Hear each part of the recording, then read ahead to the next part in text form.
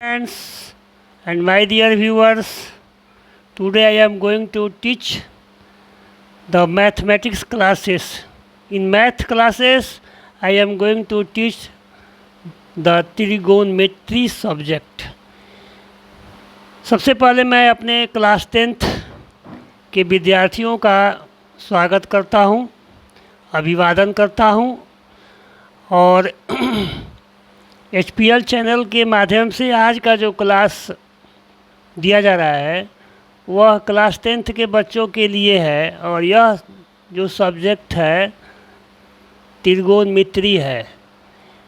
जैसे आप लोग जानते हैं कि क्लास 10th के बच्चों के 10th के लड़कों के लिए, स्टूडेंट्स के लिए त्रिगोनमिति एक अहम सब्जेक्ट है जिसमें CBSE और NCERT दोनों पैटर्न के बच्चे जो है पढ़ते हैं और लाभान्वित हो सकते हैं।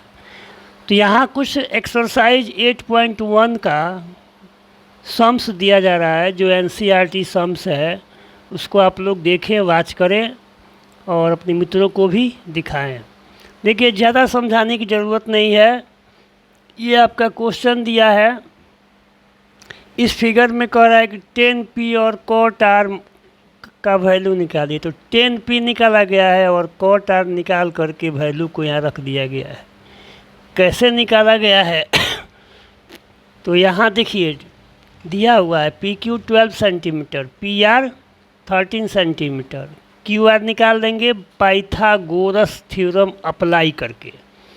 तो हमें QR निकालना है, तो QR क्या है जी? बेस है।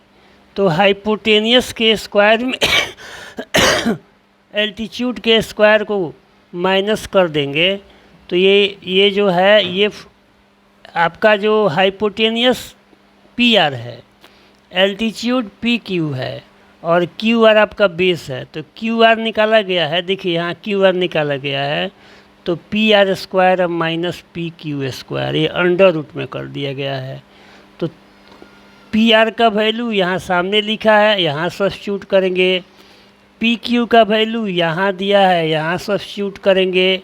इसका स्क्वायर के करेंगे तो 169 होगा, इसका स्क्वायर करेंगे तो 144 होगा। अंडर रूट 25 का स्क्वायर रूट 5 सेंटीमीटर हो गया। यहाँ हम इस फिगर में, ट्रायंगल के फिगर में पुट कर देंगे। अब हमें क्या निकालना है? तो 10p निकालना है।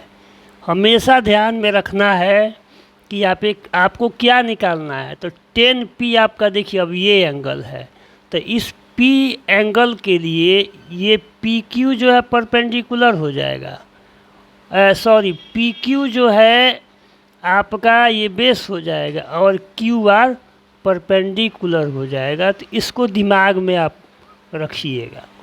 हिंदी मीडियम के बच्चे 10p निकालते हैं तो 10 का फॉर्मूला जानते हैं कि जो है लंब बटा कर्ण, लंब बटा आधार होता है, ठीक है।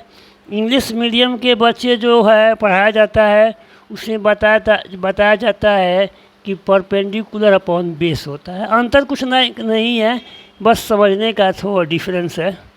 तो यहाँ देखिए QR का वैल्यू 5 सेंटीमीटर है और PQ का वैल्यू 12 सेंटीमीटर, कट करके 5/12 आ जाएगा। अब आ जाइए एंगल R के लिए। तब एंगल R के लिए जो आपका होगा परपेंडिकुलर और बेस जो है फिर चेंज हो जाएगा। तो अब ये PQ परपेंडिकुलर हो जाएगा और बेस QR हो जाएगा। तो 12/15। देखिए ये अब हम लोगों को निकालना है cot R। तो cot R का फॉर्मूला होता है बेस अपॉन परपेंडिकुलर, मतलब आधार बटा लंब। इसको हम लोग हिंदी मीडियम में जानते हैं। और इंग्लिश मीडियम के बच्चों के लिए क्या है जी? तो वह बेस अपॉन परपेंडिकुलर। अंतर कुछ नहीं है, आप लोग बस समझने का अंतर है। cot R यहाँ निकाला गया है तो cot R के लिए देखिए बेस क्या हो जाएगा? तो QR हो जाएगा और परपेंडिकुलर क्या हो जाएगा? तो 5 PQ हो जाएगा। तो 5 सेंटीमीटर अपॉन 12 सेंटीमीटर, तो 5/12 हो जाएगा। सेंटीमीटर से सेंटीमीटर कैंसिल हो गया है। अब इस वैल्यू को जो हम निकाले हैं इसमें रख दिए हैं।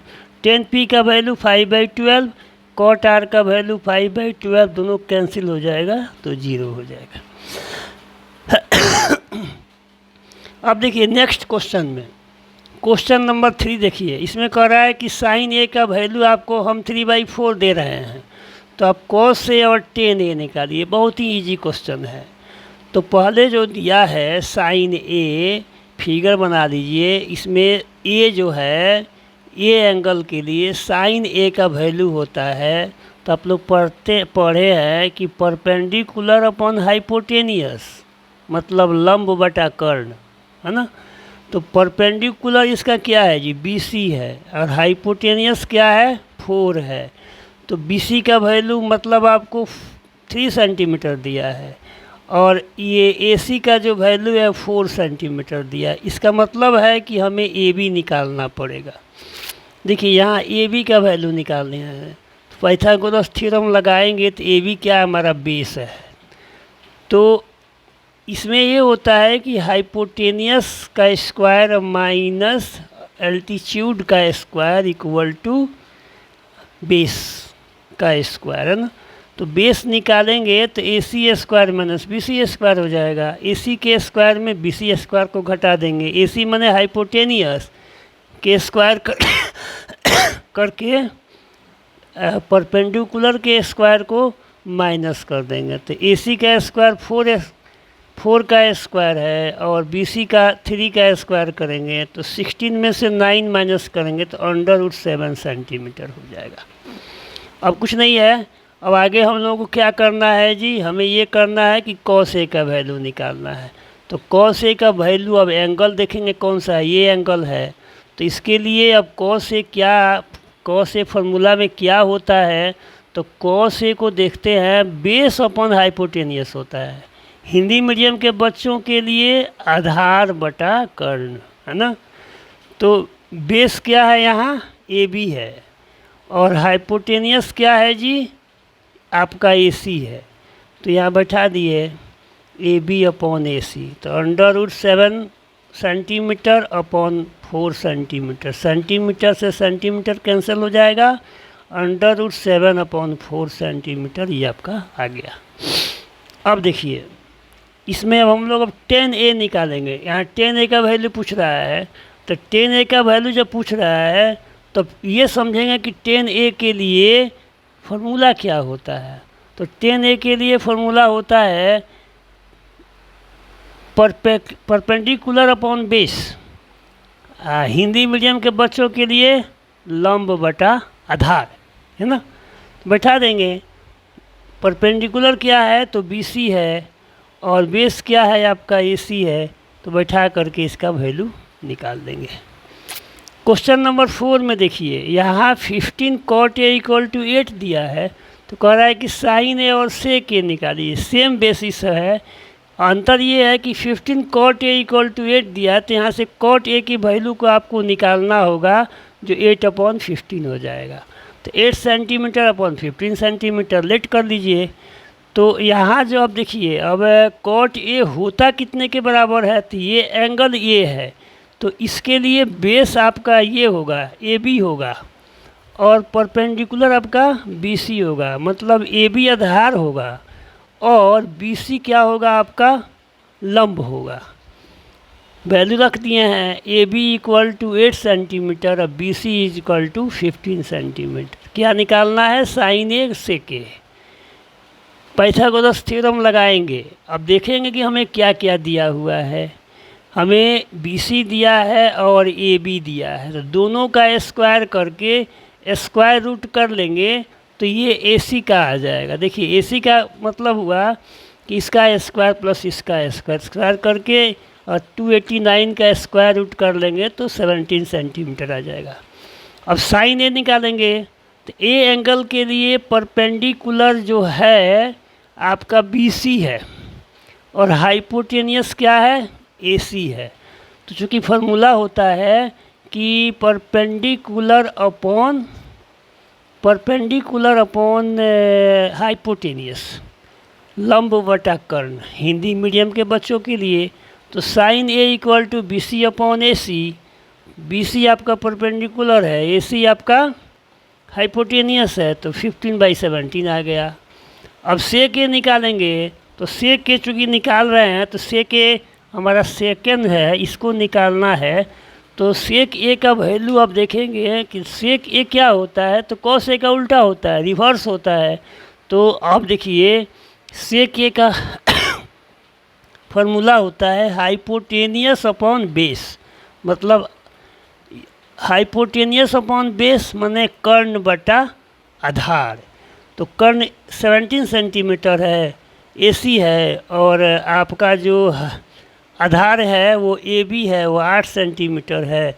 आपका हाइपोटेनियस एसी है 17 सेंटीमीटर है, और ये भी क्या है आपका बेस है तो 8 सेंटीमीटर है। सेंटीमीटर से सेंटीमीटर कट जाएगा, 17/18 हो गया। तो इस प्रकार क्वेश्चन नंबर 1, 2 और 3 मतलब 2, 3 और 4 आपको बताया गया है।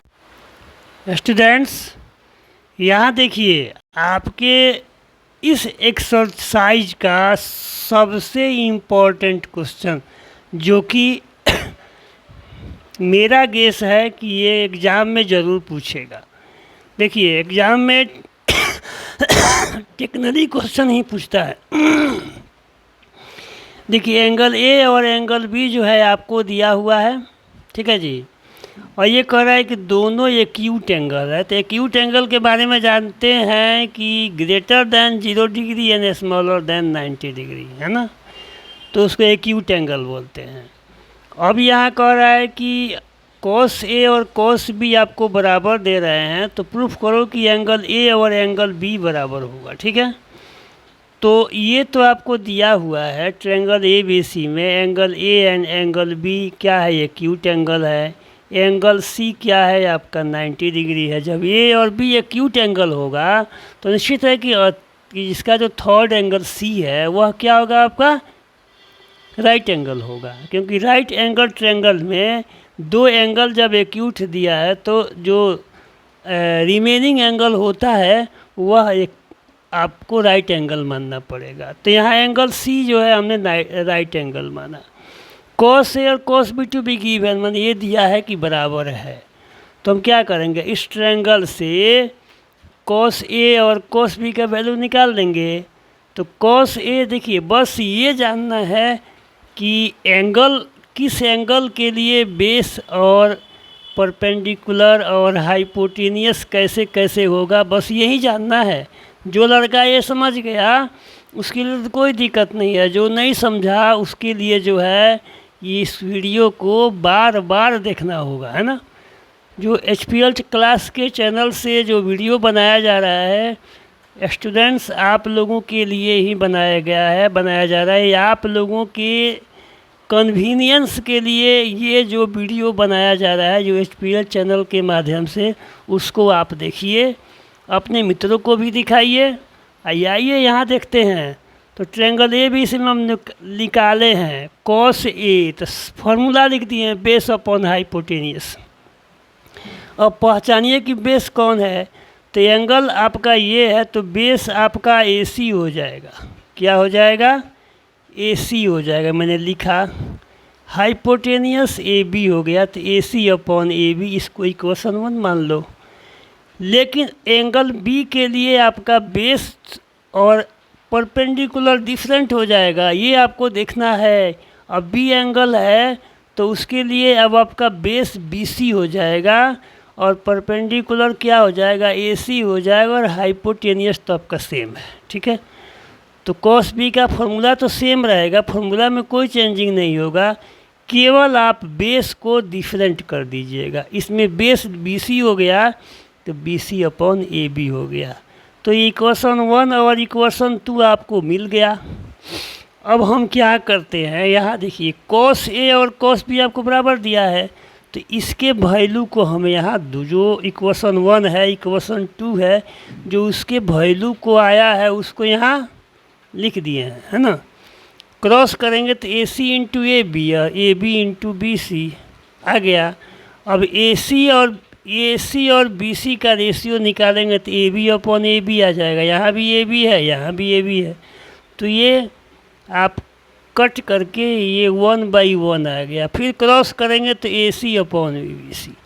अब देखिए एक चीज़ मैं बता रहा हूँ कि AC और BC जब बराबर होंगे तो ये जो ट्रायंगल ABC होगा उसको हम लोग आइसोसेलिस राइट एंगल ट्रायंगल बोलते हैं। याद रखिएगा, जब राइट एंगल में दो साइड्स बराबर होते हैं तो उसको आइसोसेलिस राइट एंगल ट्रायंगल बोलते हैं। तो उसमें जो है अगर ये BC और AC बराबर है तो इसके जो द्वारा जो कंस्ट्रक्टेड एंगल B है और ये है वो भी बराबर होंगे, ये प्रॉपर्टी होता है।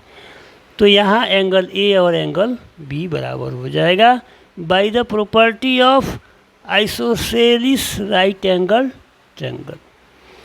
नेक्स्ट देखिए, मैंने ये सोचा है कि फॉर्मूला का बार बार रिवीजन कराना बहुत ज़रूरी है, क्योंकि आप जानते हैं कि त्रिकोणमिति क्या है कि फार्मूला का प्ले है। अगर फार्मूला नहीं जानेंगे तो आपको फार्मूला जानकारी नहीं होगा तो सम्स नहीं बनेगा।